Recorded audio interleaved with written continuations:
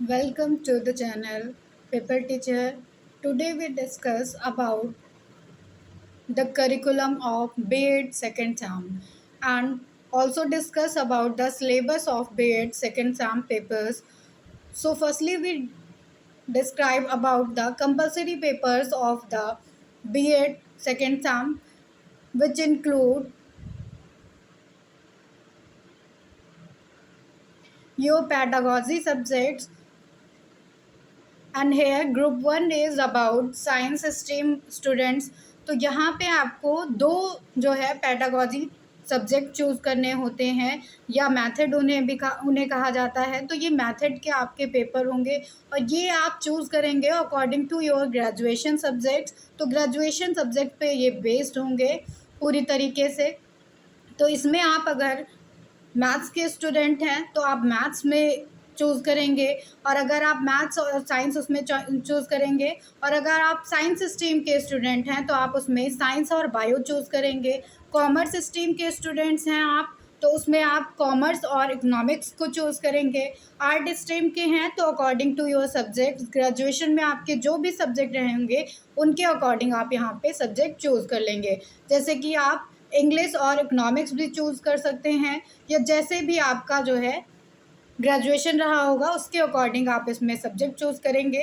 तो ये science pedagogy के लिए पूरा सिलेबस दिया हुआ है, जिसमें यूनिट 1 डील करती है understanding the nature of subject and discipline, and second unit deal करेगी सब्जेक्ट कंटेंट से, थर्ड यूनिट डील करती है पेडागॉजिकल इशूज़ से, देन फोर्थ यूनिट डील करती है पेडागॉजिकल इशूज़ से ही। इसके बाद कॉमर्स सब्जेक्ट पेडागॉजी के रूप में जो लेगा या मेथड के रूप में लेगा उसके लिए जो है सब्जेक्ट सिलेबस हो जाता है। फर्स्ट यूनिट में आपको इसमें understanding the nature and subject and discipline आ जाएगा, तो वो कॉमर्स से रिलेट करेगा। सेकेंड यूनिट में सब्जेक्ट कंटेंट आ जाता है। देन थर्ड यूनिट में आपको पेडागॉजी इश्यूज़ मिल जाएंगे, और फोर्थ यूनिट में भी पेडागॉजी इश्यूज़ आ जाते हैं। तो ये कॉमर्स के लिए था। फिर बायोलॉजी का आ जाता है, तो बायोलॉजी के लिए आपको इसमें यूनिट फर्स्ट आपकी डील करेगी understanding the nature of subject and discipline से। देन सेकेंड यूनिट डील करती है सब्जेक्ट कंटेंट से। फिर थर्ड यूनिट इसमें आ जाएगी pedagogical issues. Then fourth unit में भी पेडागॉजिकल इश्यूज़ बताए गए हैं।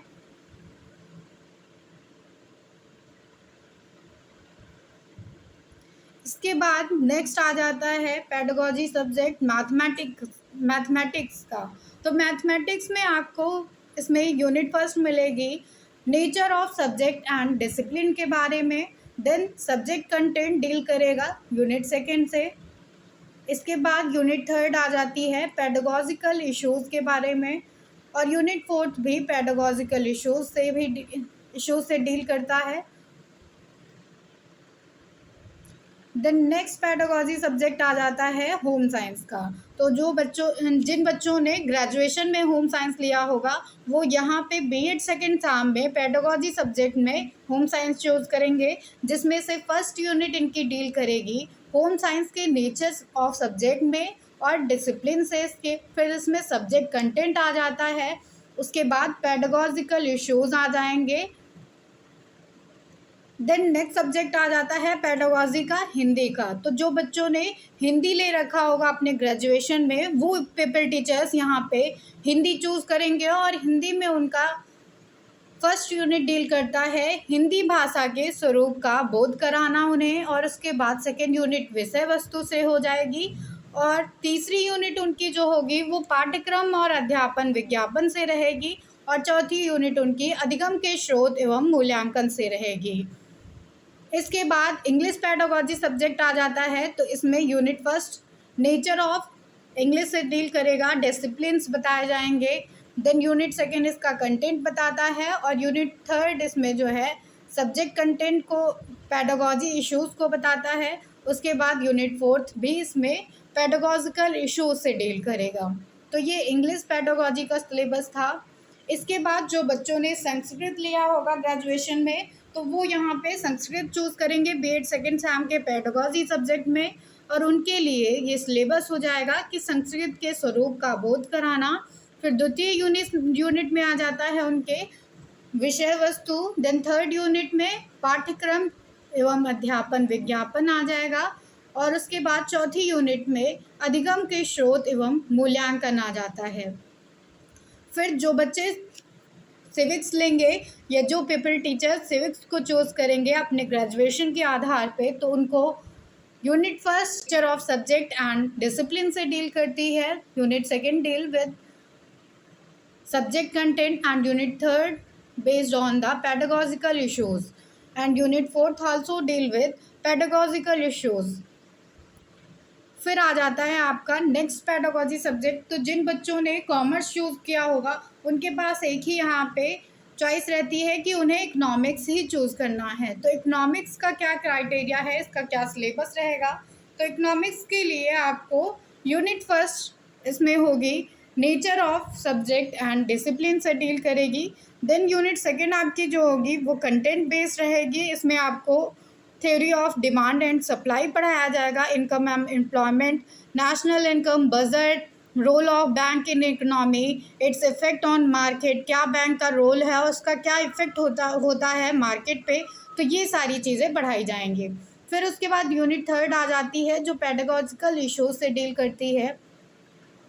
देन यूनिट फोर्थ आ जाती है, इसमें भी इकोनॉमिक्स में यूनिट फोर्थ डील करती है पेडागोजिकल इश्यूज से। देन नेक्स्ट आपका पेडागोजी सब्जेक्ट आ जाता है जियोग्राफी का। तो जो बच्चों ने आर्ट लिया होगा उनका जियोग्राफी सब्जेक्ट रहा होगा ग्रेजुएशन में, वो यहाँ पे जियोग्राफी चूज़ कर सकते हैं। इसमें फर्स्ट यूनिट आपकी डील करती है nature of subject and discipline से। देन सेकेंड यूनिट डील करेगी सब्जेक्ट कंटेंट से। देन थर्ड यूनिट आपकी डील करती है पेडागोजिकल इश्यूज से। और फोर्थ यूनिट भी डील करेगी पेडागोजिकल इश्यूज से। नेक्स्ट पेडागोजी सब्जेक्ट पे चलेंगे जो हिस्ट्री है। तो हिस्ट्री में आपको इसमें भी देखने को मिल जाएगा कि नेचर ऑफ सब्जेक्ट क्या है। सेकेंड यूनिट में सब्जेक्ट कंटेंट बताया जाएगा। देन थर्ड यूनिट में पेडागोजिकल इश्यूज को डिस्कस किया जाएगा। फिर फोर्थ यूनिट आ जाती है जिसमें पेडागोजिकल इश्यूज भी बताए जाएंगे आपको। इसके बाद नेक्स्ट कंपलसरी पेपर आ जाता है आपका पेपर थर्ड जिसको कहेंगे। तो आपको 2 पेडागोजी सब्जेक्ट चूज़ करने होंगे और थर्ड पेपर आपका कंपलसरी पेपर होगा जो सबको लेना होगा, सारे ही पेपर टीचर्स को चूज़ करेंगे। और ये जो है इंक्लूसिव एजुकेशन होगा। तो ये कंपलसरी पेपर है, ये सबके लिए सेम रहेगा। इसमें यूनिट फर्स्ट आपकी आ जाती है इंक्लूसिव एजुकेशन। तो समावेशी शिक्षा क्या है, इसका मीनिंग क्या है, इसकी इम्पोर्टेंस क्या है, ये बताना है। Then difference between special education and inclusive education. Special education and inclusive education में आपको अंतर बताना है। हिस्टोरिकल पर्सपेक्टिव बताने हैं इंक्लूसिव एजुकेशन के for the children with special needs. Then inclusive education in India के बारे में आपको बताना है। Constitutional provisions person with disability PWD act बताना है 1992 का, और RTE एक्ट बताना है 2009 का। यूनिट सेकेंड में देख लेते हैं आपको क्या क्या पढ़ना है इसमें। तो यूनिट सेकेंड में आपको सोशली डिसएडवांटेजेस चिल्ड्रेन, तो इनके बारे में बताना है। SC ST OBC minority girls slum children, तो इनके बारे में आपको पढ़ना है कि इनके लिए क्या डिसएडवांटेजेस रही हैं सोसाइटी में। फिर discrimination based on gender, caste, minority from form of disadvantages, तो ये सब आपको पढ़ना है। फिर problems of socially disadvantage children. Then third unit आपकी डील करती है चिल्ड्रन विद स्पेशल नीड्स से। तो इसमें आपको कॉन्सेप्ट पढ़ना होगा, मीनिंग, क्लासिफिकेशन देखना होगा, इसको कैसे क्लासिफाई किया गया है। इसके बाद कैरेक्टरिस्टिक्स आ जाती हैं। Then identification of gifted children, तो गिफ्टेड चिल्ड्रंस का कैसे आइडेंटिफिकेशन किया जाता है तो वो आपको जानना होगा यहाँ पे। देन नेक्स्ट टॉपिक आ जाता है टाइप्स ऑफ डिसेबिलिटी का। तो डिसेबिलिटी के कौन कौन से टाइप्स हैं, कौन कौन से प्रकार हैं यहाँ पे विकलांगता के, ये आपको पढ़ना होगा। कैरेक्टरिस्टिक्स है इसका, कॉजेज हैं, identification of the educational need of mental disabled disability, physical disability and learning disability. तो आपको मेंटल डिसेबल स्टूडेंट्स के बारे में पढ़ना है, देन फिजिकल डिसेबिलिटी के बारे में पढ़ना है, उसके बाद लर्निंग डिसेबिलिटी के बारे में पढ़ना है। फिर नेक्स्ट यूनिट आपकी आ जाती है यूनिट 4, जिसमें आपको inclusive practice in the classroom पढ़ना होगा, जिसमें पेडागॉजिकल स्ट्रैटेजीज बताई जाएंगी, core learning, cooperative learning strategy इसमें आ जाती है, पीयर ट्यूटोरिंग आ जाता है और social learning and multi sensory teaching आ जाती है। इसके बाद नेक्स्ट टॉपिक आ जाता है supportive services available in the school to facilitate inclusive special teachers, speech therapist, physiotherapy and occupational therapist and counsellors. Then आते हैं नेक्स्ट कंपलसरी पेपर पे। तो नेक्स्ट कंपलसरी पेपर हो जाता है आपका स्कूल मैनेजमेंट एंड हाइजीन। तो हाइपर टीचर के लिए जो भी बीएड कर रहे हैं और बीएड सेकेंड एग्जाम में हैं तो उनके लिए ये कंपलसरी पेपर हो जाता है स्कूल मैनेजमेंट एंड हाइजीन का। इसमें फर्स्ट यूनिट आपकी डील करेगी conceptual basis of school management. तो स्कूल मैनेजमेंट का क्या कॉन्सेप्चुअल बेसिस है ये आपको फर्स्ट यूनिट में पढ़ाया जाएगा। तो इसमें आ जाता है बेसिक मैनेजमेंट फंक्शंस। तो बेसिक मैनेजमेंट फंक्शंस क्या हैं, उसमें आज इन्वॉल्व होंगे planning, organizing, staffing, directing, including leading and motivation. और इसी में आपके इन्वॉल्व हो जाएंगे कोऑर्डिनेटिंग, कंट्रोलिंग, और इनके इम्प्लीकेशंस भी बताने हैं आपको इफेक्टिव मैनेजमेंट में। देन आपका नेक्स्ट टॉपिक आ जाता है using management functions on an effective classroom management in schools. तो आप मैनेजमेंट का कैसे यूज़ कर सकते हैं एक इफेक्टिव क्लासरूम मैनेजमेंट के लिए स्कूल्स में, ये आपको पढ़ना होगा। Then skills of teacher and principal for conducting short analysis for the improving quality school management. तो इसमें आपको शॉर्ट एनालिसिस के लिए पढ़ना होगा कौन कौन सी स्किल्स होनी चाहिए टीचर्स में और प्रिंसिपल्स में। देन नेक्स्ट यूनिट पे आते हैं unit second, elements of school management. Elements क्या हैं स्कूल मैनेजमेंट के लिए, तो इसमें पहला टॉपिक हो जाता है आपका द स्कूल। तो इसके फंक्शंस आपको पढ़ने हैं, इसका रिलेशनशिप, स्कूल का क्या रिलेशनशिप है सोसाइटी के साथ में, स्कूल बिल्डिंग, इसकी डिज़ाइन कैसे होनी चाहिए, इसका कंपोनेंट क्या होना चाहिए। देन नेक्स्ट टॉपिक आता है स्कूल क्लाइमेट के बारे में। तो इसमें आपको मीनिंग, टाइप्स, टाइम टेबल क्या है, principle and techniques of the time table, principles क्या रहे हैं टाइम टेबल के लिए, उसके लिए कौन कौन सी टेक्निक्स को फॉलो किया गया है टीचर के द्वारा, प्रिपरेशन कैसे की गई है, टीचर टाइम टेबल क्या है, होल स्कूल टाइम टेबल क्या रहा है, मास्टर टाइम टेबल क्या है, क्लास टाइम टेबल क्या है। तो ये सारी चीज़ें आपको पढ़नी पड़ेंगी। देन नेक्स्ट टॉपिक आ जाता है मैनेजमेंट ऑफ फिजिकल रिसोर्स। तो मैनेजमेंट कैसे करना है इस फिजिकल रिसोर्स का, जिसमें इन्वॉल्व होता है school building, library, laboratory, field, playground, hostel, staff room, classroom, child friendly school and system. Then next topic आ जाता है स्कूल फिनांस का। तो इसमें सोर्सेज ऑफ इनकम आपको बताने हैं और आइटम ऑफ एक्सपेंडिचर भी बताने हैं। Then coming to the next unit which is concept of educational administration, unit third, meaning, scope, types of educational administration इसमें आपको बताना है। और इसी में authoritarian and democratic educational administration के बारे में बताना पड़ेगा टाइप्स में। फिर आ जाता है next topic characteristics, guiding principle and structure of the educational administration in India. Then role of headmaster as administrator. Then next unit पे आते हैं यूनिट 4 पे। तो स्कूल हेल्थ एंड हाइजीन के बारे में इसमें आपको बताया जाएगा। तो इसके लिए आपको इसमें पढ़ना होगा स्कूल हेल्थ प्रोग्राम, इनकी मीनिंग, ऑब्जेक्टिव्स, मेडिकल इंस्पेक्शन क्या है, इम्यूनाइजेशन कैसे हो रहा है, importance of correct posture and need of the physical exercise, maintenance of health records, balanced diet and mid day meal scheme. तो ये सारी चीज़ें जो हेल्थ प्रोग्राम से रिलेट करती हैं वो आपको इसमें बताई जाएंगी। देन फर्स्ट एड की इम्पोर्टेंस आपको बताई जाएगी, इसका मीनिंग क्या है और इसकी एप्लीकेशन क्या है। द नेक्स्ट टॉपिक इसमें आ जाता है सम कॉमन इमरजेंसी डिसीजेस जैसे कि contagious and non contagious diseases, it's awareness and prevention at school level. तो इससे बचाव के साधन बताए जाएंगे।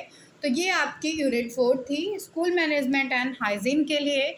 द नेक्स्ट पेपर इसमें आपका आ जाता है, जो आपको कोई एक पेपर चूज करना होगा इन सारे पेपर्स में से, जिसमें से पहला पेपर है इन्वायरमेंटल एजुकेशन का।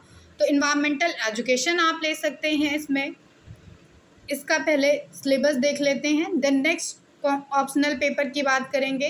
तो यूनिट फर्स्ट हो जाती है इन्वायरमेंटल एजुकेशन में। इसमें आपको मीनिंग, कॉन्सेप्ट, नेचर और स्कोप बताना होगा इन्वायरमेंट का।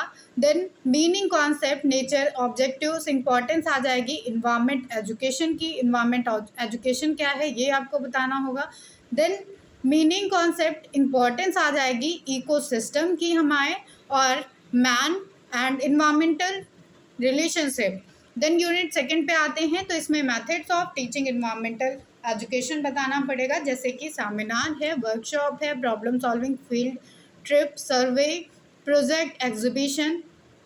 देन नेक्स्ट टॉपिक इसमें आ जाता है रेन वाटर हार्वेस्टिंग का, इको टूरिज्म का एंड इन्वायरमेंटल एथिक्स का। इसके बाद नेक्स्ट टॉपिक आ जाता है ग्लोबल इन्वायरमेंटल प्रॉब्लम्स का, ग्लोबल वार्मिंग का and climatic change, ozone layer depletion का। देन यूनिट थर्ड पे आते हैं। Unit third deal with interdisciplinary and multidisciplinary approach of including environmental education in the school curriculum. And next topic is environmental awareness and management, जिसमें आपको conservation, protection and sustainable development पढ़ना होगा। Then next topic use of media and technology in environmental education. तो environmental education में media और technology का कैसे use किया जा रहा है ये आपको बताना है। देन इन्वायरमेंटल प्रोजेक्ट्स कौन कौन से हैं, जैसे कि Ganga action plan, save tiger project, तो ये सब इन्वायरमेंटल प्रोजेक्ट्स हैं। देन यूनिट फोर्थ आ जाती है। यूनिट फोर्थ में co-curricular activities of environmental education including plantation awareness campaigns and movements and community work आ जाता है। इसके बाद concept and techniques of evaluation with reference to environmental awareness, attitude and values आ जाती हैं।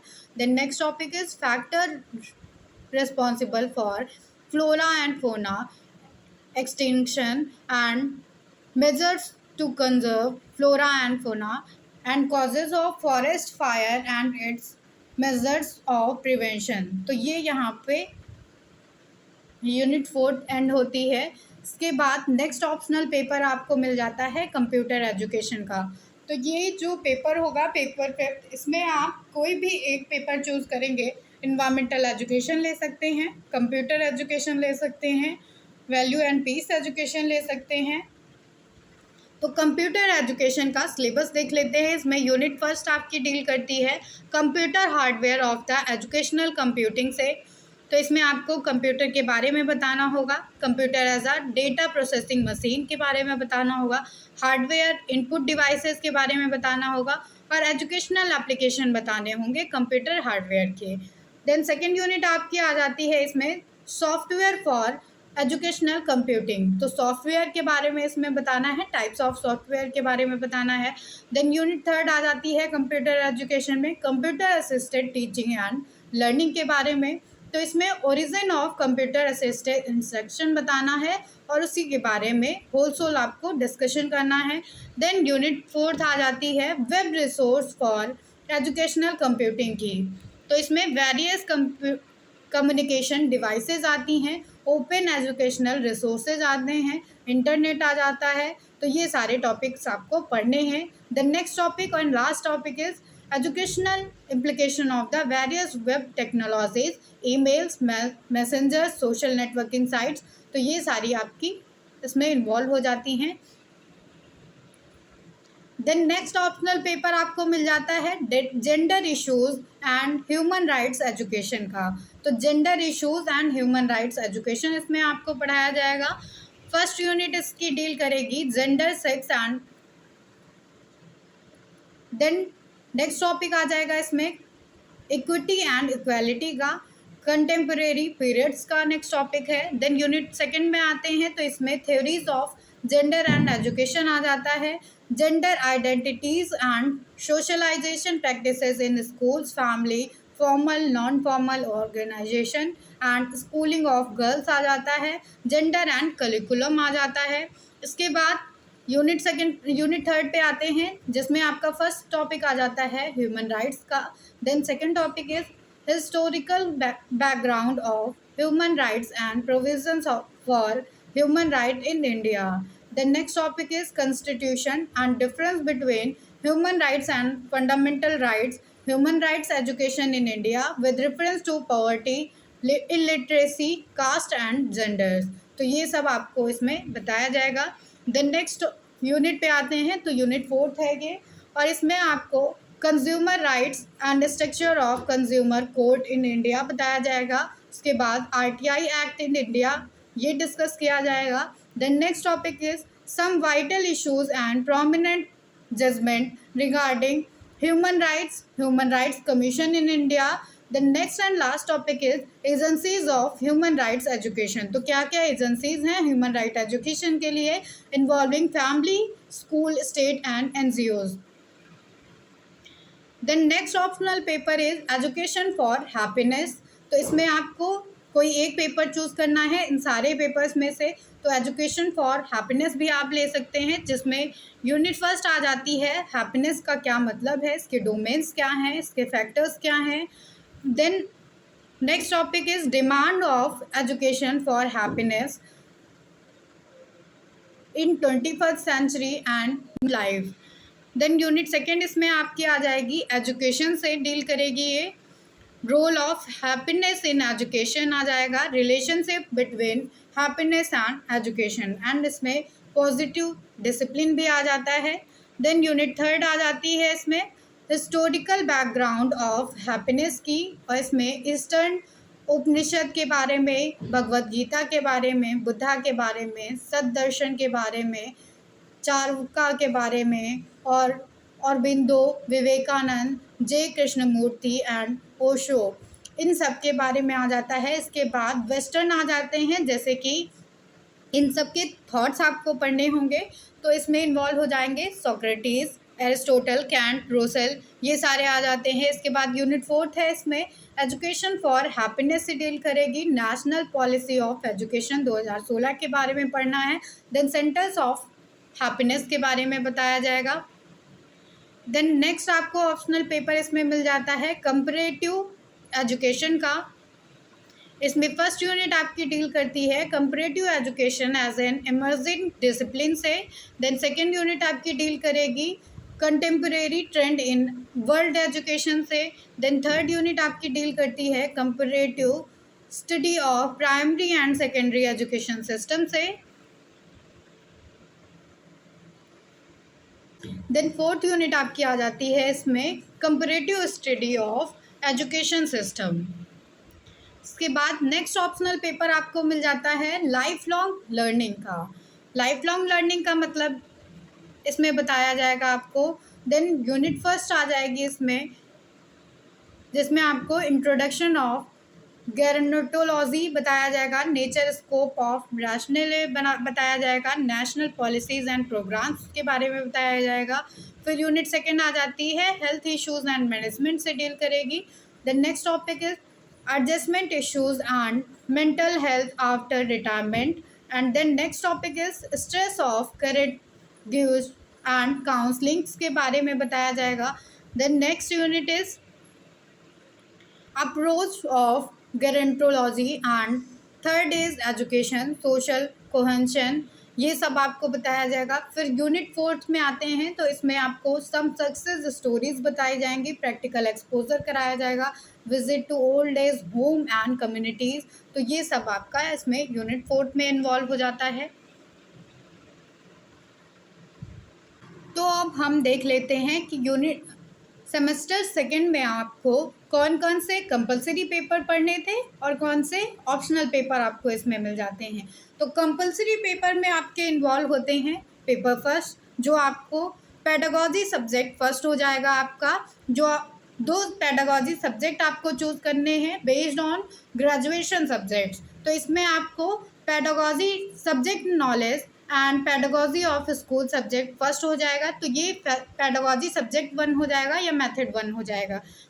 इसमें आपको 80 मार्क्स का रिटन पेपर होगा एंड 20 मार्क्स आपको कॉलेज से दिए जाएंगे। देन पेपर सेकंड इसमें आ जाता है, जिसमें आपको subject knowledge and pedagogy of school subject second आ जाएगा ये। तो ये आपका सेकंड पेडागोजी सब्जेक्ट हो जाता है, या फिर हम कहें कि ये जो है मेथड सेकंड है आपका। इसमें आपको रिटन 80 मार्क्स का हो जाएगा, देन 20 मार्क्स का आपका इंटरनल होगा जो आपको कॉलेज से मिलेंगे मार्क्स। देन पेपर थर्ड आ जाता है, जिसमें इंक्लूसिव एजुकेशन इन्वॉल्व होता है। इंक्लूसिव एजुकेशन में आपको 80 मार्क्स का रिटन पेपर मिल जाता है, देन 20 मार्क्स आपको कॉलेज से दिए जाएंगे इंटरनल के रूप में। और यूनिट पेपर 4 इसमें आ जाता है स्कूल मैनेजमेंट एंड हाइजीन का, जिसमें आपको 80 मार्क्स का कंपलसरी पेपर होता है, 20 मार्क्स आपको इंटरनल एग्जामिनेशन के मिलेंगे। तो ये कंपलसरी पेपर्स थे। अब ऑप्शनल पेपर्स देख लेते हैं। तो पेपर फिफ्थ में आपको कोई एक ऑप्शनल पेपर चूज़ करना है, जिसमें 40 मार्क्स का आपका इंटरनल 40 मार्क्स का आपका रिटन एग्ज़ाम होगा एंड देन 10 मार्क्स आपको कॉलेज से दिए जाएंगे एज अ इंटरनल एग्जामिनेशन।